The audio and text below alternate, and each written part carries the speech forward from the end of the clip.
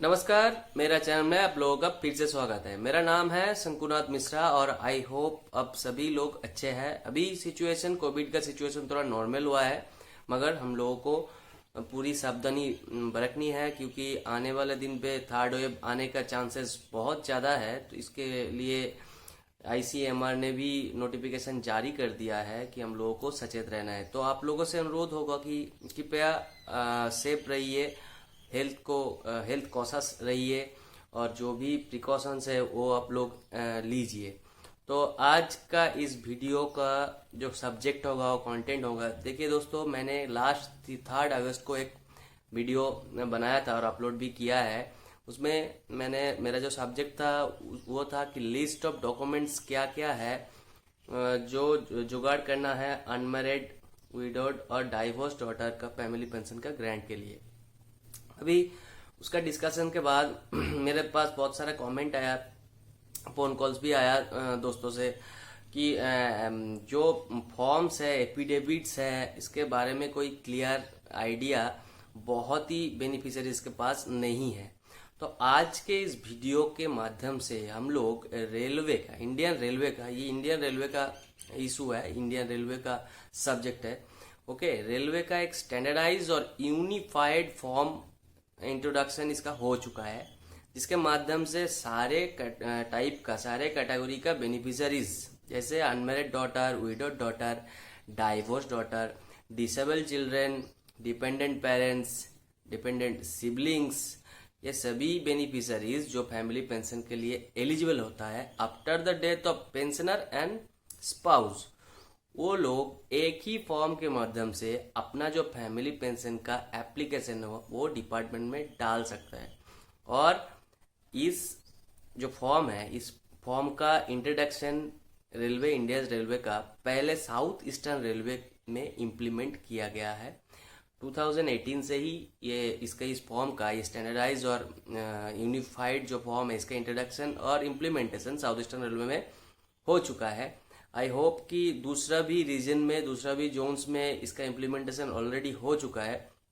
मगर ऐसा नहीं कि आप लोग जो साउथ ईस्टर्न रेलवे से बिलोंग नहीं करते, वहाँ का कर्मचारी का फैमिली पेंशनर नहीं है, ऐसा नहीं कि आप लोग ये वीडियो को ना देखें। इस वीडियो को सबको देखना चाहिए, जो भी रेलवे का एम्प्लॉई है और जो भी आने वाले दिन में रिटायर्ड भी करने वाला है, और जो रेलवे एम्प्लॉई रिटायर्ड कर चुके हैं, इवन उसका जो पेंशनर्स है वो भी ये देखेगा। और पेंशनर्स के देहांत के बाद स्पाउस भी ये वीडियो को देखना चाहिए, और स्पाउस को देहांत के बाद जो एलिजिबल फैमिली मेंबर्स है वो तो इस वीडियो को अवश्य उन लोगों को देखना चाहिए, जिसके माध्यम से नॉट ओनली कि एप्लीकेशन फॉर्म कैसा है इसके बारे में उन लोगों को जानकारी मिलेगा, बट ऑल्सो जो डिक्लेरेशन होता है, जो इनकम सर्टिफिकेट्स का स्पेसिमेन होता है, उसका बयान क्या होता है, एफिडेविट्स क्या होता है, एफिडेविट का बयान क्या होता है, कहाँ से एफिडेविट करवाना है, और डिपोनेंट क्या है, ये सब के बारे में आप लोगों को यहाँ पर जानकारी मिलेगी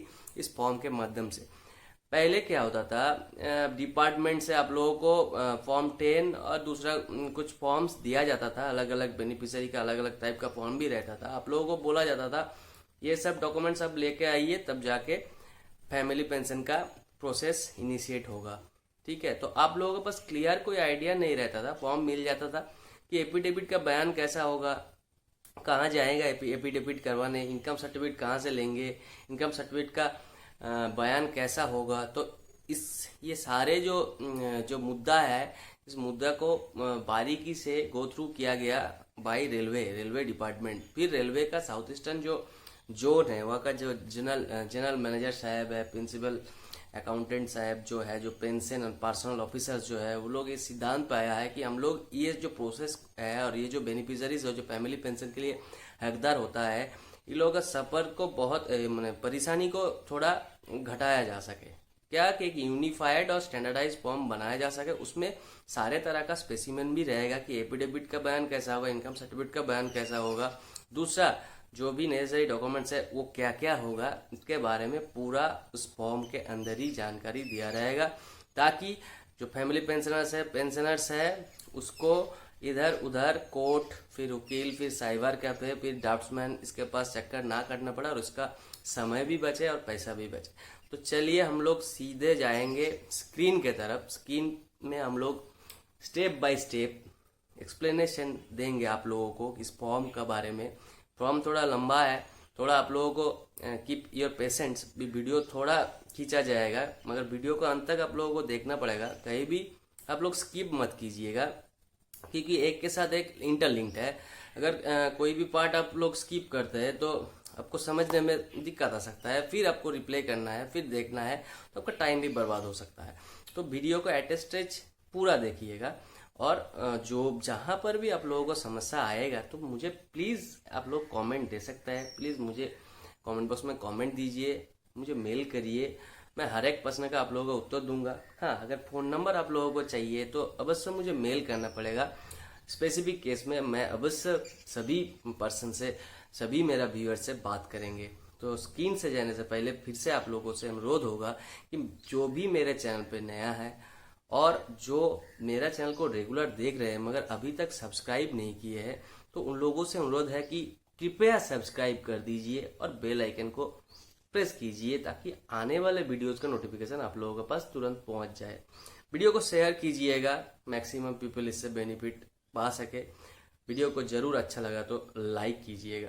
तो चलिए हम लोग सीधे जाते हैं स्क्रीन के तरफ और जान लेते हैं रेलवे का स्टैंडर्डाइज और यूनिफाइड फॉर्म कैसा होता है, कैसे इसको आप लोग फिल इन करके सबमिट करेंगे डिपार्टमेंट पे। तो दोस्तों ये है रेलवे का स्टैंडर्डाइज यूनिफाइड फॉर्म, जो पेंशनर और उसका स्पाउस के देहांत के बाद अगर एलिजिबल फैमिली मेंबर फैमिली में रहता है तो उसको फिल इन करके सबमिट करना है, तब जाके उन लोगों का फैमिली पेंशन का प्रोसेस इनिशिएट होता है। तो चलिए हम लोग बहुत ही क्विकली इसको स्टेप बाय स्टेप देख लेते हैं। तो पहले पेज में देखिए यहाँ पर 3 तरह का डिटेल्स है। पहले तो आपको रेलवे सर्वेंट का डिटेल्स देना है। यहाँ पर एक नंबर पे जो है वहाँ पर 6 पॉइंट्स है।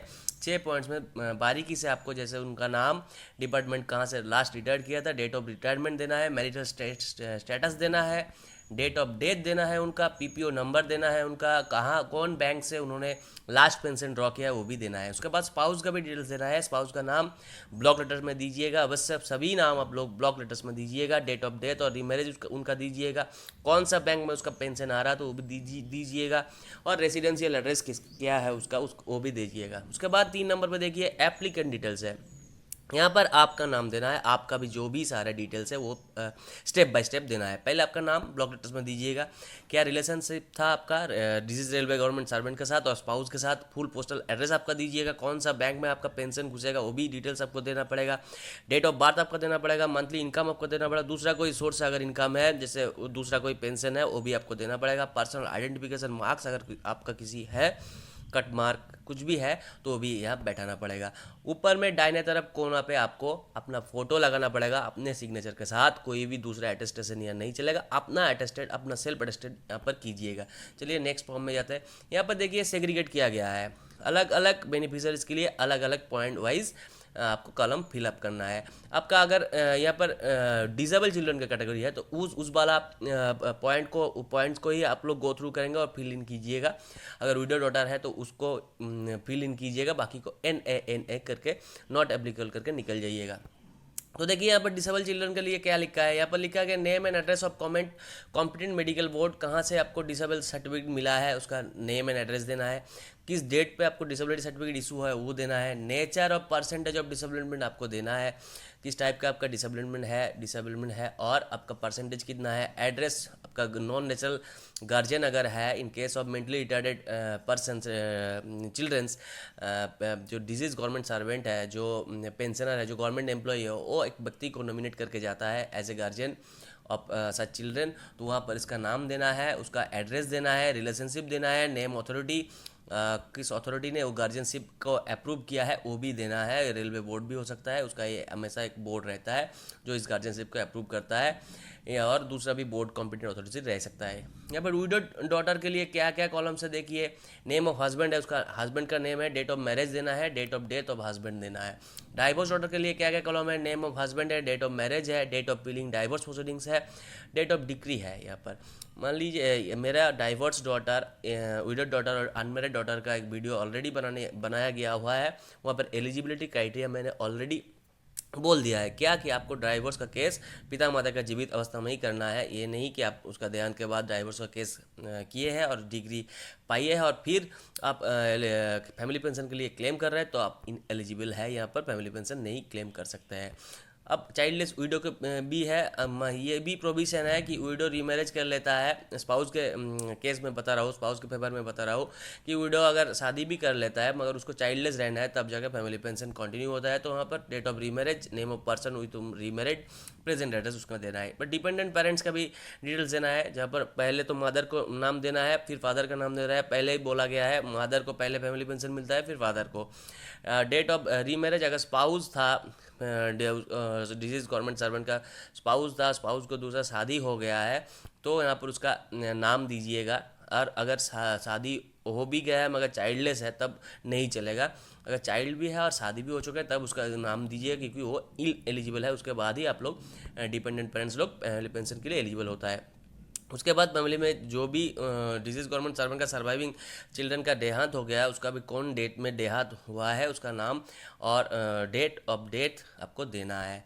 उसके बाद परमानेंटली डिसेबल्ड सिबलिंग्स के लिए भी सेम है जैसे डिपेंडेंट पेरेंट्स के लिए है, सेम कॉलम्स है, आपको फिल इन करना है। उसके बाद वॉइड मैरिज मतलब इलीगल मैरिज। कोई भी सरकारी कर्मचारी एक स्पाउस रहते हैं दूसरा शादी नहीं कर सकता है। अगर दूसरा शादी कर भी लेता है तो उसमें दूसरा विवाह का फेवर में जो पत्नी रहता है उसको कोई भी बेनिफिट नहीं मिलता है। हाँ, इन केस में हो सकता है सरकारी कर्मचारी दो शादी किए हैं तो यहाँ पर इन एलिजिबल मदर का नाम पर बैठाना है, date and place of void marriage भी बैठाना है। देखिए इसका कारण है क्योंकि ऐसा होता है सरकारी कर्मचारी के दो विवाह है, दो पत्नियां हैं, तो इसमें पेंशन कैसे दिया जाता है, फैमिली पेंशन कैसे मिलता है, इसके ऊपर में मैं एक वीडियो बनाऊंगा। किसी का अगर कोई इस तरह का रिलेटेड कोई समस्या है तो आप ज़रूर कमेंट बॉक्स में कमेंट कीजिएगा, मैं क्विक इसका ऊपर वीडियो बना दूंगा। इन case of missing kidnap family pensioner, missing kidnap family pensioner का भी डिटेल्स यहाँ पर देना है, किस डेट से वो मिसिंग है और किस डेट में आपने पुलिस में रिपोर्ट लॉन्च किया है। याद रखिएगा जिस डेट में आप पुलिस में रिपोर्ट लॉन्च करते हैं उसके 6 महीने बाद ही आप फैमिली पेंशन के लिए एप्लीकेशन कर सकता है। जुडिशियली सेपरेट किसी का अगर कोर्ट के द्वारा डाइवोर्स हुआ है उस डेट ऑफ डिग्री देना है, वहाँ पर भी फैमिली पेंशन का प्रोविजन है। इसके बाद हम लोग नेक्स्ट पेज में जाएंगे। यहाँ पर कोई भी अनमेरिड डॉटर जो 25 साल के ऊपर है, विडो डॉटर है, डिसेबल चिल्ड्रन है, डिपेंडेंट पेरेंट्स है, उन लोगों का जो फैमिली मेंबर्स है वहाँ पर नाम इंक्लूड किया जाएगा। ओके, रेलवे सर्वेंट का। और यहाँ पर जो देखिए फॉर्म 3 में फैमिली डिटेल्स ऑलरेडी डाला गया था मगर फॉर्म 3 के बाद अभी जब पीपीओ मॉडिफिकेशन होगा तो यहाँ पर जो भी प्रेजेंट स्टेटस है इन फैमिली मेंबर्स का वो यहाँ पर डालना है। ओके, इसके in favour of this form PPO will be modified and will be sent to bank and the family pensioner also. Okay, ये डिटेल्स आपको देना है। Name of the all family members railway servant का step by step आपको नाम देना है, उसका डेट ऑफ बर्थ देना है, रिलेशनशिप देना है क्या है, मैरिटल स्टेटस देना है, मंथली इनकम देना है, पोस्टल एड्रेस देना है। इसके बाद आपको डिक्लेरेशन देना है कि मैं यहाँ पर कोई भी फॉल्स इन्फॉर्मेशन नहीं दे रहा हूँ, मैं ये पहली दफ़ा अप्लाई कर रहा हूँ और ये जो सारे जो चीज़ है इसके जो प्रोटोकॉल्स है, फार्मूलाज है, प्रोसेस है उसको मैं फॉलो करूँगा। उसके बाद सिग्नेचर, लेफ्ट थंब इम्प्रेशन आपका लगेगा, मोबाइल नंबर लगेगा, आधार नंबर लगेगा आपका अगर अवेलेबल है तो, सिग्नेचर्स ऑफ 2 विटनेस आपको यहाँ पर लगेगा with name and full address. Okay, उसके बाद हम लोग नेक्स्ट में जाते हैं। यहाँ पर देखिए लिस्ट ऑफ डॉक्यूमेंट्स है, लिस्ट ऑफ 26 तरह का यहाँ पर डॉक्यूमेंट्स है, आप लोग बारीकी से स्टेप बाय स्टेप पढ़ लीजिएगा। मैं अवश्य इस वीडियो का डिस्क्रिप्शन में ये जो फॉर्म है, ये जो नोटिफिकेशन है, इसके लिंक आप लोगों को प्रोवाइड कर दूंगा जहाँ से आप लोग डायरेक्ट ये डाउनलोड कर ले सकते हैं। ठीक है, जैसे भी हम लोग फिर भी यहाँ पर आप लोग थोड़ा सा डिस्कशन कर लेते हैं। जैसे डेट ऑफ सर्टिफिकेट रहता है, डेट ऑफ सर्टिफिकेट स्पाउस का भी रहता है, पीपीओ कॉपी रखना है आप लोगों को, कॉपी ऑफ बैंक पासबुक रखना पड़ता है कि कहाँ पर लास्ट पेंशन मिल रहा था। हाँ, 4 कॉपीज ऑफ आपका 4 पासपोर्ट साइज अटेस्टेड किया हुआ फॉर्म चाहिए, आपका 2 स्लिप्स रहना चाहिए जहाँ पर आपका LTI सिग्नेचर सभी उंगली का छाप रहेगा, आपका कोई भी आइडेंटिफिकेशन मार्क है वो भी देना पड़ेगा। ठीक है, आपका अगर डिसेबिलिटी है तो परसेंटेज कितना है, डिसेबिलिटी सर्टिफिकेट देना पड़ेगा, मैरिज हुआ है तो रीमैरिज ऑफ चाइल्डलेस विडो का प्रूफ देना पड़ेगा, मैरिज सर्टिफिकेट देना पड़ेगा। ठीक है। ऐसे तरह का आपको 26 तरह का डॉक्यूमेंट्स यहाँ पर सबमिट करना है। ओके, और देखिए मैंने अभी ग्रीन कलर में यहाँ पर हाईलाइट करके रखा है जो इनकम सर्टिफिकेट और एफिडेविट कैसा होता है। चलिए हम लोग नेक्स्ट स्टेप में देख लेते हैं। तो देखिए ये है स्पेसिमेन ऑफ इनकम सर्टिफिकेट। ये सेल्फ एम्प्लॉयड पर्सन्स के लिए इनकम सर्टिफिकेट है। कोई भी व्यक्ति अगर सेल्फ एम्प्लॉयड है और कोई भी एम्प्लॉयमेंट के द्वारा उन लोगों को इनका अर्निंग नहीं है, तो उसके लिए उन लोगों के लिए ये सेल्फ सर्टिफिकेट है जो वो लोग खुद ही बना सकता है और खुद ही सबमिट कर सकता है। यहाँ पर बहुत ही अच्छी तरह से आप लोग पढ़ लीजिएगा। बहुत ही सिंपल वे से एक इनकम सर्टिफिकेट का बयान दिया हुआ है। जो भी एप्लीकेबल नहीं है आप लोग स्ट्राइक आउट कर दीजिएगा।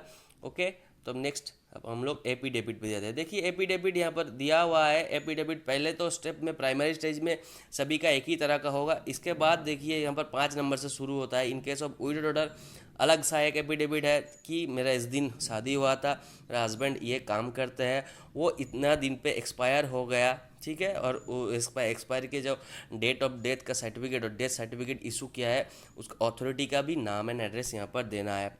उसके बाद वो जो विडो डॉटर वो फर्दर यहाँ पर डिक्लेयर करता है कि हम अभी तक रीमैरिज नहीं किया है और हम जब मेरा मैं पूरा अपने पिता और माता के ऊपर ही डिपेंडेंट था। इसके बाद नेक्स्ट देखिए इन केस ऑफ डाइवोर्स डॉटर का भी कुछ एफिडेविट्स है। जैसे उसको भी लिखा जाएगा इस डेट में शादी हुआ था और मैट्रिमोनियल सूट मैंने इस दिन फाइल किया था, डाइवोर्स का केस इस दिन फाइल किया था, कौन सा कोर्ट में फाइल किया था, उसका जजमेंट कौन का दिन पे आया था। और यहाँ पर और भी उन्होंने डिक्लेरेशन देना है कि मैं कम्प्लीटली डिपेंडेंट हूँ, मेरा पिता और माता के ऊपर जो लेट हो गया, जो अभी नहीं है, उसके ऊपर कम्प्लीटली डिपेंडेंट था और अभी तक मैंने कोई शादी भी नहीं किया, ऐसे करके affidavit in case of divorce order के लिए। इसके बाद चाइल्डलेस विडो का है, पढ़ लीजिएगा आप लोग क्योंकि बहुत ही जल्दी समाप्त करना है। In case of disable children का है यहाँ पर। इन case of missing kidnap family pensioners के लिए है। उसके बाद 16 में जाइए, यहाँ पर जो अप्लाई कर रहा है उसको ये भी डिक्लेरेशन देना है कि डिजीज़ मेरा जो पिता माता है उसके बाद फैमिली में मेरा ये सब मेंबर अभी है और उनका डिटेल्स मैं इस फॉर्मेट में आप लोगों को प्रोवाइड कर रहा हूँ। फॉर्मेट क्या है? Name, relation, date of birth, income certificate, marital status. Okay, इसके बाद हम लोग नेक्स्ट फॉर्म पे जाएंगे। वही फॉर्म कंटिन्यू होता है जहाँ पर 17 नंबर पे देखिए date that I declare that except my family composition mentioned above there are no other family members, ऐसे करके आपको डिपोनेंट एक देना है। जो डिक्लेरेशन है वो बाएं तरफ आपको फोटो लगाना है, अटेस्टेशन करवाना है, फिर आपको ये एज ए डिपोनेंट सबमिट करना है। उसके बाद एफिडेविट है। एफिडेविट किसका है? ये एफिडेविट है मेंटली रिटार्डेड डिसेबल्ड चिल्ड्रन के लिए। देखिए यहाँ पर मेंटली रिटार्डेड डिसेबल्ड चिल्ड्रन के अलग से एफिडेविट क्यों दिया है कि यहाँ पर एक गार्जियन रहता है, गार्जियन को नॉमिनेट किया जाता है, तो गार्जियन लोगों को ये एफिडेविट जमा करना है। फर्स्ट क्लास जुडिशियल मजिस्ट्रेट के पास जाके ये एफिडेविट बनाना है, फिर डिपार्टमेंट को जमा देना। वहाँ पर भी डिक्लेरेशंस है, कुछ डिपोनेंट है, कुछ अंगीकार है, कुछ वहाँ पर बाएं तरफ गार्जियन का फोटो रहेगा अटेस्टेड किया हुआ। ओके, उसके बाद लास्ट में आखिर में एक फॉरवर्डिंग लेटर होता है, लेटर ऑफ अंडरटेकिंग कहा जाता है कि यहाँ पर जो एप्लीकेंट है वो डिपार्टमेंट का पीसीपीओ को, डीपीओ को, जो आला अधिकारी है, उन लोगों को चिट्ठी लिखेंगे कि मेरा फैमिली पेंशन का प्रोसेस शुरू हो चुका है, इसके लिए आई एम थैंकफुल। जो पीपीओ नंबर ये है मेरे पिताजी का, और आने वाले दिन में मैं future good of contact always आप लोगों के साथ कोऑपरेट करूंगा और कोई भी फॉल्स इन्फॉर्मेशन ऐसा नहीं दूंगा। और मैं अगर कोई एक्स्ट्रा पेमेंट आप लोग कर दे तो उसको भी रिकवर करने लेने का हक आप लोगों के पास है। ऐसे करके एक चिट्ठी, फॉरवर्डिंग लेटर और लेटर ऑफ अंडरटेकिंग आप डिपार्टमेंट को भेजिएगा। यहाँ पर 2 विटनेस का आप लोगों को विटनेस कराना है, साइन लगेगा यहाँ पर। विटनेस कभी भी आपका ब्लड रिलेशन का नहीं होगा। कोशिश कीजिएगा रेलवे का एम्प्लॉय हो तो बहुत अच्छा हो, नहीं तो आपका कोई नेवर शुभचिंतक हो सकता है। आपका साइन यहाँ पर लगेगा और ये फॉर्म आपका रेडी हो जाएगा। ठीक है, तो आई होप इस वीडियो को देखने के बाद आप लोगों को थोड़ा बहुत और कॉन्फिडेंस आ चुका है कि स्टैंडर्डाइज और यूनिफाइड फॉर्म अभी निकल चुका है। आप लोगों को कोई भी चिंता का कारण नहीं है। आप लोग इजीली इस फॉर्म को फिलअप करके डिपार्टमेंट में सबमिट कीजिए ताकि जल्दी आप लोगों का फैमिली पेंशन का प्रोसेस इनिशिएट हो जाएगा। ऐसे कोई भी समस्या हो, कोई भी आप लोगों को मन में क्वेश्चन हो, तो दुविधा हो, तो मुझे कमेंट बॉक्स में कमेंट कीजिए। मेरा ईमेल आईडी भी है, मुझे ईमेल कीजिए। और अगर इन केस स्पेसिफिक केस आप लोगों को कुछ समस्या और ज़्यादा है तो मुझे फ़ोन भी कर सकता है, मगर मुझे पहले ईमेल कीजिएगा, ईमेल में ही मैं अपना फ़ोन नंबर आप लोगों से शेयर कर दूंगा। और आई होप आज का वीडियो आप लोगों के लिए बहुत ही कामदायक होगा, इंटरेस्टिंग भी था, और आने वाले दिन में और भी ऐसे इंटरेस्टिंग वीडियो मैं बनाता रहूँगा। Thank you for being with me, thank you for watching my channel. जय हिंद।